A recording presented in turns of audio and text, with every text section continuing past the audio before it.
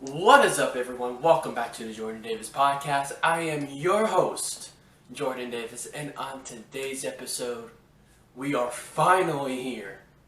Of all the wait for the last year, with all the trailers, all the TV spots, with all the news and everything, we are finally here talking about Zack Snyder's Justice League, the Snyder Cut. It's finally here, the most anticipated DC movie of 2021. We're finally going to talk about. I finally get to talk about it because I've seen this movie for about two times. So 8 hours of Snyder Cut and all the footage and everything that happens into it. It is in my noggin. I am ready to just explode with all the details. But this is a non-spoiler review. So if you do want a full-on, balls-to-the-wall spoilers, talk about everything that happened to the very, not detail, to the very smallest detail, let me know. Let me know in the comment section so we could just talk about, so we could just geek out over this. So, before I talk about Zack Snyder's Justice League, I want to thank everyone who has subscribed to my channel, to the new listeners who have watched all my videos. So I want to take this time and thank you for your new subs, new subscribers, for all the new listeners. And if you're new to this video right now, I talk about Marvel, DC, all kinds of movie news, Star Wars, everything. I talk about all of that. And so if you like that kind of thing, if you like my videos, make sure to like, comment, and subscribe, and hit the notification bell at the bottom so you know when my new videos come out, so we can all, nerd out together. So, now that we got that out of the way, let's talk about Zack Snyder's Justice League. And I think before I can get into that, I really have to tell you what I thought about 2017's version, because I remember that time in the year, because it was around Thanksgiving. I saw it with my mother. We saw the movie together, and it was very interesting when it first opened up, because it was like, oh, Superman is going to be opening up this movie. Like, okay, they're going to really nail, the point home that's like, this is a Superman, looming after his death. And when I saw that face of Superman, that CGI upper lip, that was like, oh my gosh, please do not tell me this is how the movie is going to go, because oh my gosh, that was terrible. Opening up, I was like, you can't start any way worse than that. Are you kidding me? I was like, oh no, this is gonna be a long 2 hours, isn't it? And even though I do like some stuff in there, I like, how he comes back. I like how really they show how strong Superman truly is. It was just a bad movie. It really was. It did not fit. It felt disjointed. It just did not flow. I mean, you can tell what are Zack Snyder's scenes, and you can tell what are Joss Whedon's scenes, because, oh my gosh, and the dialogue. The dialogue was cheesy, was campy. I felt I was watching a worse version of Marvel's Avengers. How it could have gone. And I was truly saddened, because this is not the movie that should be worthy of the Justice League name. Because you got Superman, you got Wonder Woman, you got Batman, you got Aquaman, you got Cyborg. This is not really what is meant to be the Justice League. This is not how I would expect the first Justice League movie to be. I would expect it to be just as good as the Marvel Avengers movie, but maybe even better because this tone is totally different from the Avengers. So I was expecting that. I was expecting a mythic, Lord of the Rings kind of tone, even though, because we heard Zack Snyder said this would be lighthearted, as we've seen, in previews before everything, went downhill, before Zack Snyder left the project. It was going to be lighthearted, and that's what his plan was. So I was very disappointed. And so, like I said in past videos, I've been excited every single thing I have saw or heard about or people have talked about this movie about. I've been excited. This is what I've been looking for. This is kind of the Justice League I wanted. And I'm going to tell you right here, right now, Zack Snyder Justice League, I don't know if it's a masterpiece. It's pretty close to it for a superhero movie at this scale. It's pretty close to a masterpiece, what I always thought what I would want Justice League to be. I mean, I'm just mind blown, because as you all know, I did not like Batman v Superman. I liked it, but not as much as Man of Steel. But I have to tell you this right here, right now. This movie makes BVS better, in my opinion. Now, I still have my problems with it. But it makes it so much better. It makes it Batman, Ben Affleck's character so much better. Because of what he's going through in this movie.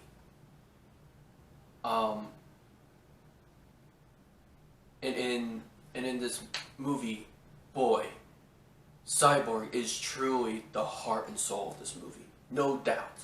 No doubt in my mind. My gosh. He does such an amazing performance of the scenes that he is in. You feel for him. You feel what he's going through. And the lines that he delivers the right way.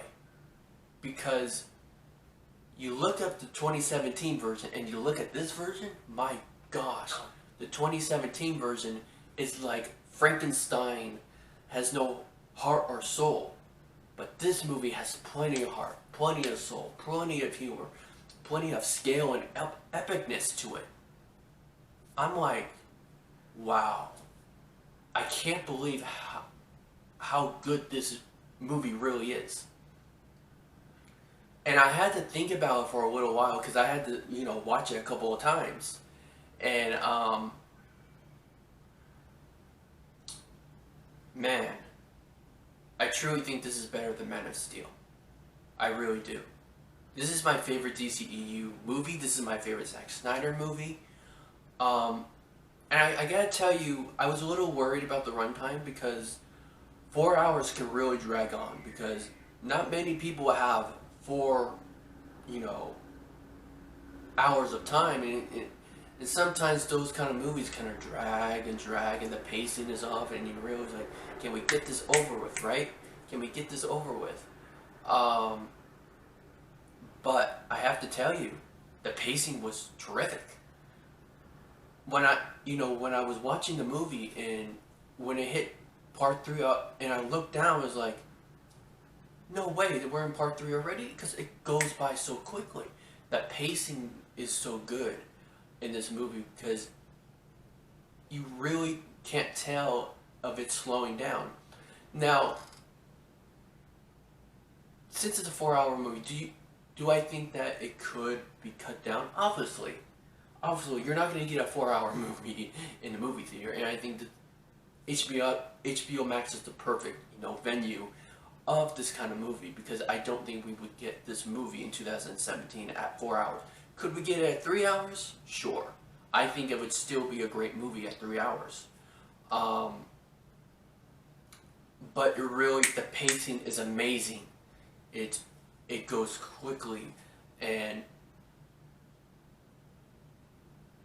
I've been hearing some people that the time is just, you know, a big bearing.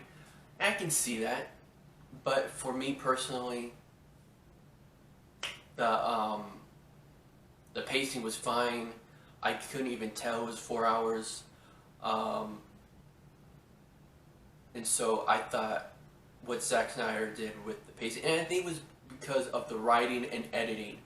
You, I finally found a DC movie with Zack Snyder has good editing. Um, Besides, you know, Man of Steel. Man of Steel has some really good editing. Um, but the BVS, you know, theatrical, when I saw it in theaters, gosh, that was god awful editing. It just felt so choppy and stuff. Um, and so, yeah, it was just, I think the one of the most standout scenes for me is the history lesson scene. That scene is, that's Lord of the Levels kind of scene. Now, I'm not saying it's Lord of the Rings because it's a masterpiece. Lord of the Rings is a masterpiece. But I would say this movie's, I would compare it to Lord of the Rings because it has the scale, it has the epicness, it has the mythic, you know, I was waiting for Justice League. Because if you really think about it, Zack Snyder made a universe that treat these characters like Greek mythology gods. And I can see why people don't like that, because with the Marvel, they really, you know, humanize and really, you know, make you feel for those characters, make it very, you know, recognizable to the audience. And this is more of a Greek mythology of DC, Mount Olympus kind of feel to it. And I can see why people don't like to treat like as gods, because these characters are so bigger than life. I think, in my opinion, I think it's the perfect route to kind of do that, kind of make them kind of like a Greek mythology kind of thing, because it feels like that, you know. And one of the things I was very surprised about was the humor. Even though we knew it's going to be light because we have, you know, the Flash in there, you know, I didn't know how light it was going to be, but the humor was surprisingly good. It was surprisingly good. And better than the Josh Whedon kind of humor. Because this humor makes sense because it's at the perfect time.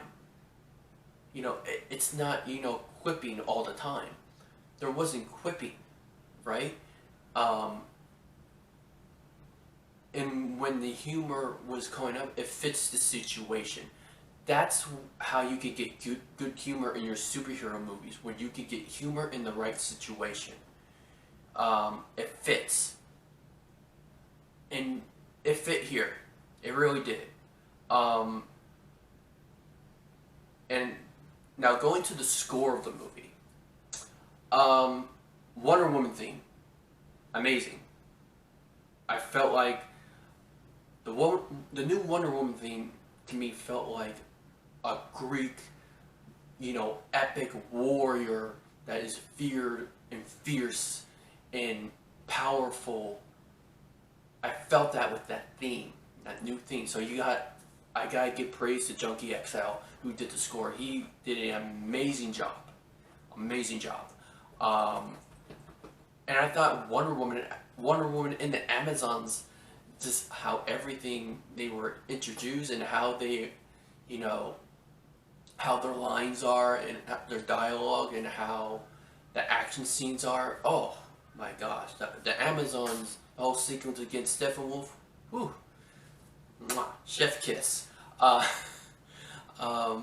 so it was just amazing. The action sequences were amazing.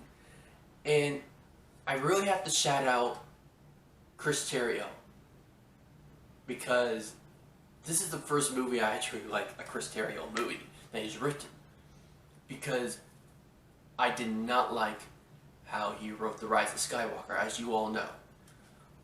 But this is the first movie that he actually wrote I like, because he has there's so many great moments in dialogue that, is empowering and is hopeful. That and I love that. It feels so good to see a Batman, have faith. He's hopeful because of Superman, and you really feel it. And it's every single moment in this movie for different characters are earned. It's organic, and when we get to the third act, oh man, the third act, when when you really see them fight as a team together, it's earned. Every single moment is earned, and maybe that's because of the 4 hours.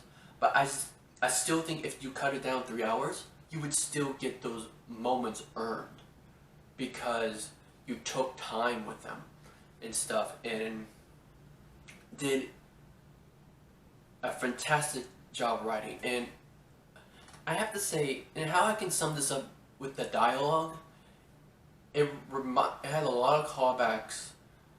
I wouldn't say like Easter eggs to Man of Steel, but the ideal of Man of Steel is how I would describe the dialogue. Is because of Superman, there's hope for this group, and they want to make sure that they, especially Batman, he wants to keep that promise to Superman, that ideal of hope. And I just thought there was a kind of core, discussion of how the dialogue was written. It was like, in honor of Superman, we have to put this team together. In honor of Superman, we have to strive for that hope. And just like Jor-El said, Superman will be the ideal that everyone will strive for. And that's what I was missing. That's kind of epicness I was missing, because I wanted that to pay off for this movie, and for what Superman stand for, that other people would want to strive for that, would want to be, like that. And we saw that in Superman. We saw that in Batman. We saw that in Wonder Woman. And it was great. It was great to see, and that's why I love the dialogue so much, and how Chris Terrio wrote the dialogue. And I mean, we gotta talk about Superman. Even though he's not in the movie much, I loved his scenes as Henry Cavill as Superman. Got the callbacks of the score of Man of Steel a little bit, and when Man of Steel's score did come into this movie, it felt so good.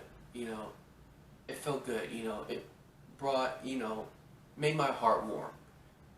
So, man, it was just, it was great to hear those, the sound of the Man of Steel score come in, in Clark scenes. And the Flight 2.0, it's really good. Really good. So I can't praise this movie any more than I have. I do have it a 9 out of 10, and I'll tell you why, because I do have some nitpicks. It's nitpicks, but the nitpicks don't take anything away, because the movie is so much greater than the nitpicks that I have. And I think the nitpicks for me are, there are some moments with the score and some scenes I was like, I'm not so sure about. There's a Flash scene and a Aquaman scene that, not too hot on how they scored that particular scene, but really it's a great scene. I just had that nitpick. It's like, I don't like it so much. And with the black suit, I like that we saw the black suit, but personally for me, I wish there was a reason behind the black suit. I won't. It's not really a spoiler because you've seen it in trailers. You've seen the black suit, but there's, in my opinion, there's not really a reason to do the black suit. You could have done the red and blue suit, but it was because the deaths of Superman. It really was for the fans and all that, and Zack Snyder wouldn't do that. So, yeah, I kind of wish there was a reason for it. To be honest with you, and so yeah, I wish, because in the comics, in the deaths of Superman or the return of Superman, there was a reason why he wears that black suit, kind of to help him heal even more, more than the red and blue suit. So like I said, it's a nitpick. And with the epilogue and nightmare scenes, I'm not gonna tell you when it happens, but when I saw those scenes, I like this. I like the scenes. I like the interaction between Batman and Joker. But if I'm gonna be perfectly honest with you, I wouldn't mind if it wasn't in there because I thought they were cool, but I wouldn't be mad if they took them out. Let's just say that. I wouldn't be mad. And so, yeah, so I was okay about the nightmare scenes. I mean, they were good acted scenes, great to see Batman and Joker interact into this world. And so, yeah, that's for me kind of my nitpicks. I really didn't need the long epilogue. I thought it went a little too long. I would, there were some things I would cut. Let's see. I wish they kind of used the black suit a little bit better. And let's see, and a couple of music choices. And I gotta talk about the villains. Darkseid, amazing. His voice was menacing. He was scary. This is a truly big threat that the Justice League should fear, and I love that. Steppenwolf, he has such a deeper story, Steppenwolf, than we saw in 2017. The 2017 version of Steppenwolf is just a generic, throwaway villain. But Steppenwolf really has a reason to do what he's doing. And I kind of felt for him because what he was trying to accomplish or what he was trying to do, the reason why he was looking for these mother boxes. And I thought it was a great story, a great arc for Steppenwolf. The reason why he's doing all of this, not just for because he serves Darkseid, but there's another reason why he's doing this. And so yeah, I love that. I just love Steppenwolf's story. And so yeah, to sum it all up, this movie is amazing. It's near perfection, 9 out of 10. Obviously, my nitpicks about it.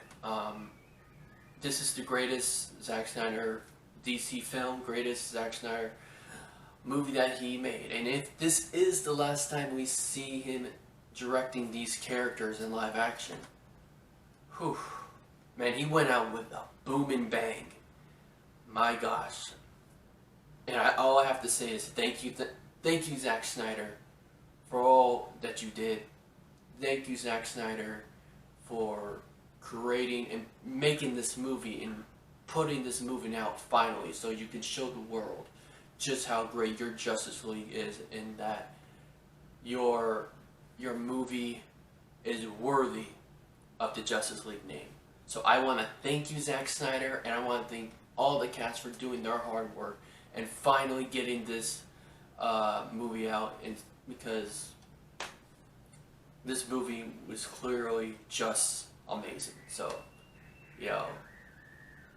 that really is what I have to say about the movie, and restore the Snyderverse and everything. Do you think there will be a Justice League 2?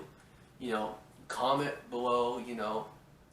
Tell me about it. I want to talk to y'all. I want to start this conversation and see what you all think. So yeah, so that's going to be the end of the review, end of the podcast, end of the video. And like I said, I want to thank you all for listening. And if you like this video, make sure to like, comment. If you want to subscribe so you get more videos like this, hit the subscribe button and make sure to hit the notification bell at the bottom so you know when my videos come out. So until then, until the next video of the Jordan Davis podcast, I'll see you later. Bye.